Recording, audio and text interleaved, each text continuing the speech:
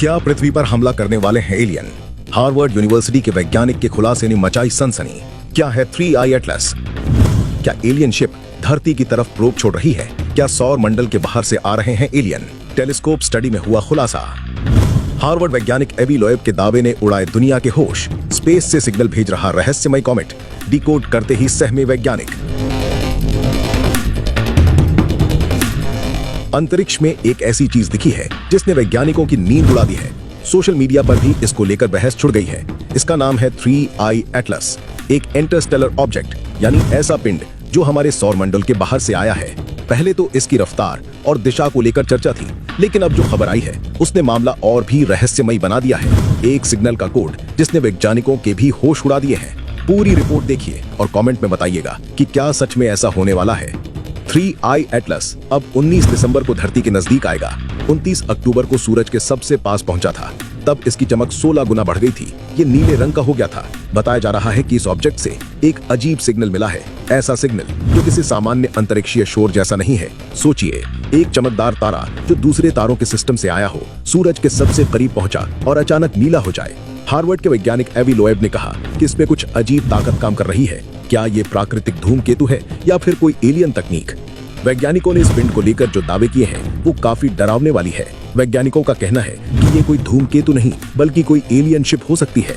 इसके alien ship होने के 40% चांस हैं। हार्वर्ड के मशहूर खगोल शास्त्री एवी लोएब ने दावा किया है कि ये कोई साधारण धूमकेतु नहीं बल्कि कुछ और है। लोएब का कहना है कि ये एलियन सभ्यता का भेजा हुआ ऑब्जेक्ट है। लोएब ने नासा पर इसकी जानकारी छिपाने का भी आरोप लगाया है।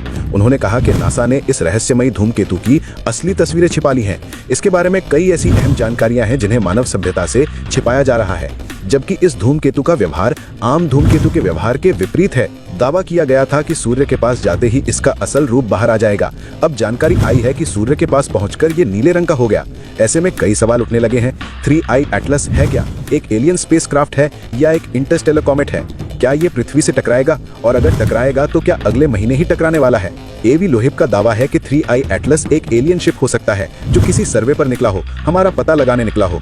3I एटलस करीब 19 किलोमीटर चौड़ा बताया जा रहा है और धरती से फिलहाल 27 करोड़ किलोमीटर की दूरी पर है, लेकिन इसकी रफ्तार 2 लाख किलोमीटर प्रति घंटे से कहीं ज्यादा बताई गई है। इसको अंतरिक्ष में सबसे तेज कॉमेट्स में से एक बताया जा रहा है। सूरज से गुजरने के बाद 19 दिसंबर को ये पृथ्वी के सबसे करीब रहेगा। हालांकि इस दौरान भी ये करोड़ों किलोमीटर की दूरी पर होगा, यानी किसी भी तरह के टक्कर की कोई संभावना नहीं है। अमेरिकी एजेंसी नासा और ES यानी कि यूरोपियन स्पेस एजेंसी दोनों ने इस बात की पुष्टि की है।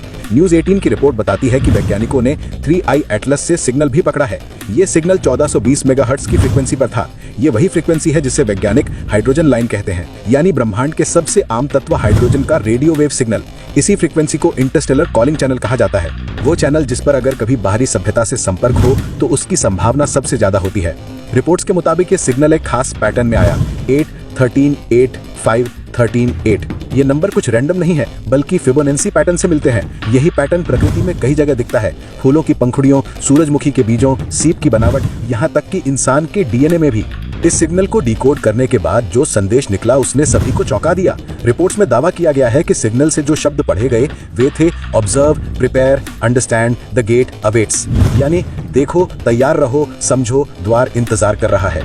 अगर ये सब कुछ सही साबित होता है तो ये इंसान के इतिहास का पहला मौका होगा जब हमें किसी दूसरे तारामंडल से जानबूझकर भेजा गया संदेश मिला हो। सोशल मीडिया पर इस खबर ने तहलका मचा दिया है। कुछ लोग इसे बाहरी सभ्यता से संपर्क मान रहे हैं तो कुछ इसे स्पेस का मजाक कह रहे हैं।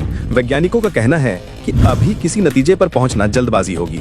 कई बार उपकरणों की गलती, सैटेलाइट सिग्नल या किसी अंतरिक्षीय स्रोत की रेडियो तरंगे भी ऐसा पैटर्न बना सकती हैं। इसलिए फिलहाल जांच जारी है कि ये सिग्नल वास्तव में कृत्रिम है या प्राकृतिक।